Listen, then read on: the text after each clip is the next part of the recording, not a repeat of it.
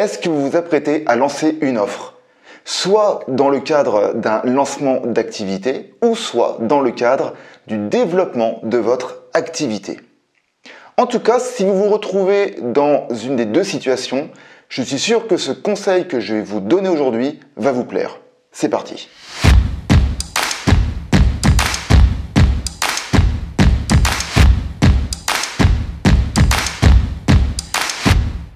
Bonjour, si c'est la première fois que vous arrivez sur ma chaîne, sachez que je m'appelle Gabriel Moreau et je suis consultant formateur dans le domaine de l'entrepreneuriat.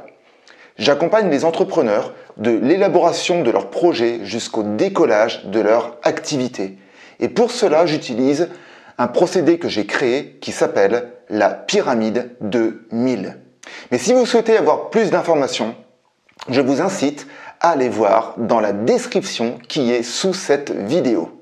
Voici le conseil crucial que j'ai envie de vous donner dans le cadre d'un lancement.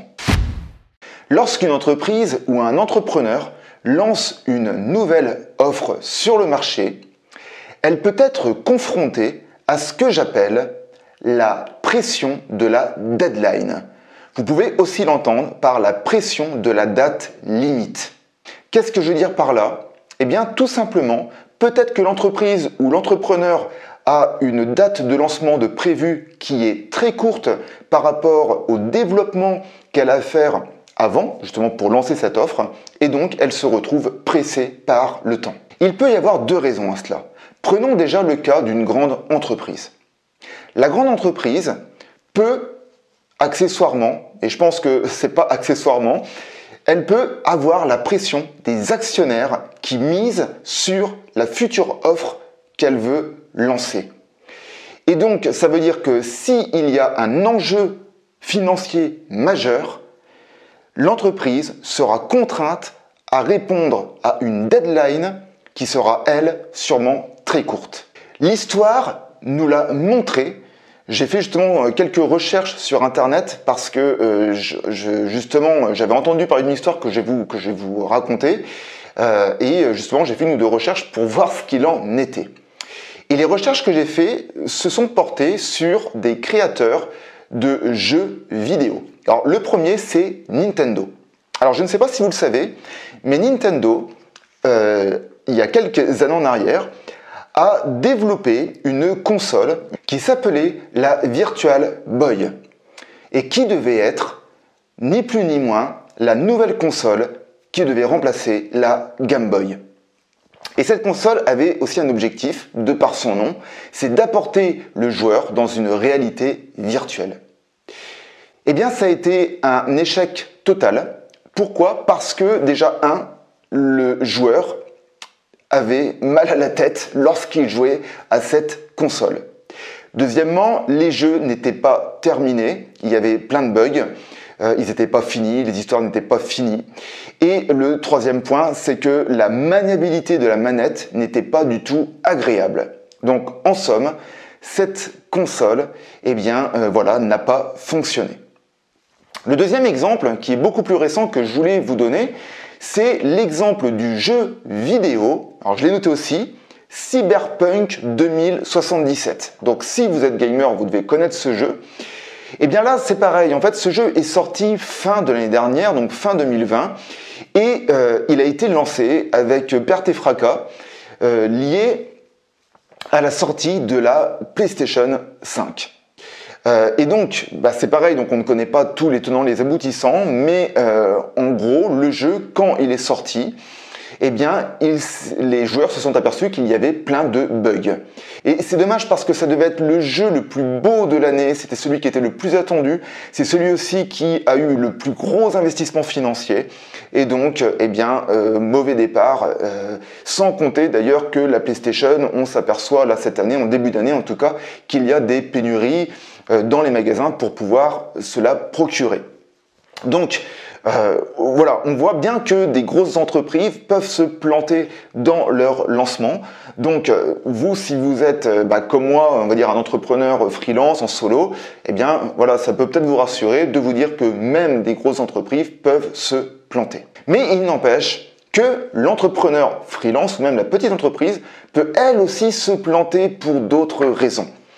Les raisons, je vais vous les donner. La première, ça peut être l'excitation. Par exemple, vous sortez une nouvelle offre et vous êtes excité à l'idée de la sortir et donc du coup, vous donnez une date limite très courte parce que vous dites vite, il faut que je la sorte, il faut que je la, il faut que je la diffuse à un maximum de personnes. Peut-être aussi que vous êtes pressé de voir les résultats.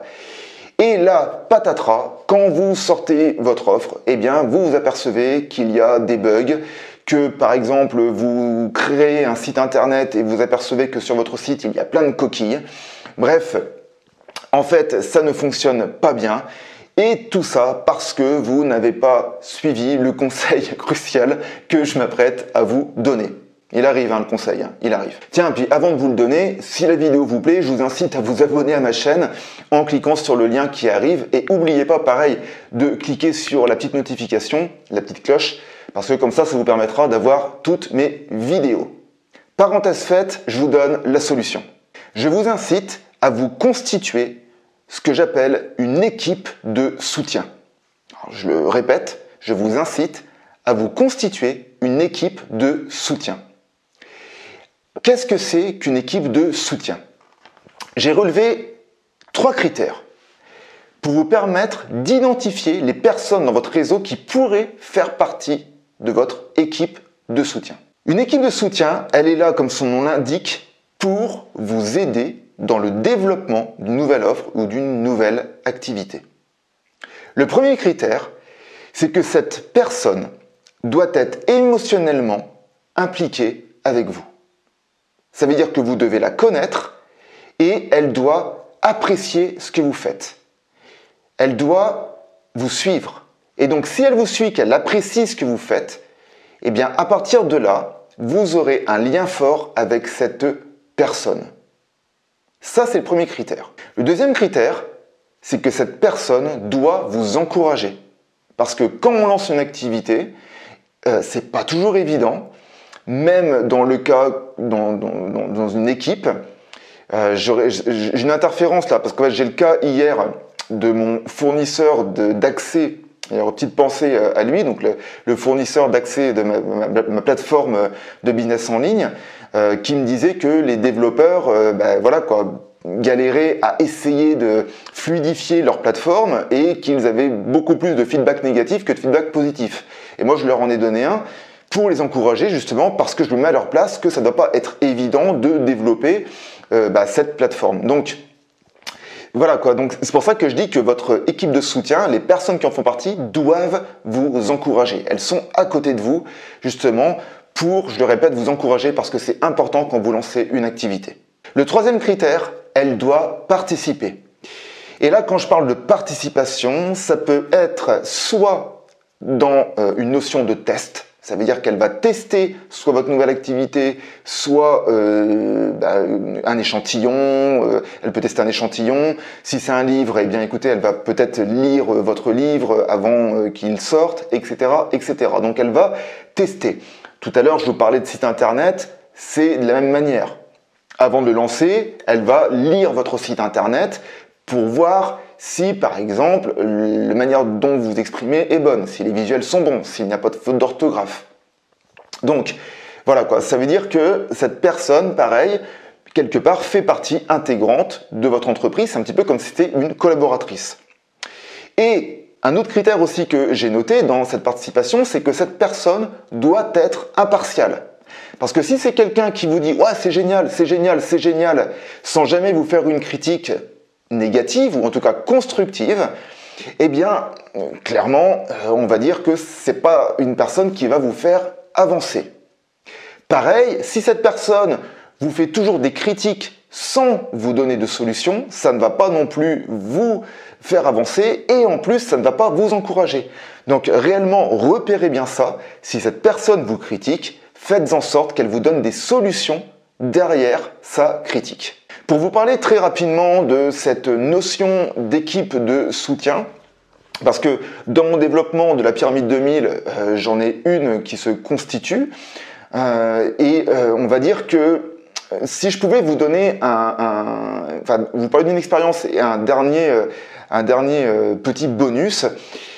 Alors, je vais commencer par le bonus. Tiens, donc par le bonus, en fait, c'est que cette équipe de soutien, je vous déconseille d'avoir plus de 10 personnes dans cette équipe de soutien. Ça, il est clair que c'est vraiment important parce qu'après, si vous avez beaucoup trop de personnes, vous allez voir que ça va vous noyer beaucoup plus qu'autre chose. L'expérience que je voulais vous transmettre, il y a quelques années en arrière, je faisais partie d'un groupe de musique qui commençait à bien tourner en France. Et nous avions des fans, on peut dire ça comme ça, hein, des personnes qui nous suivaient, qui venaient nous voir en répétition.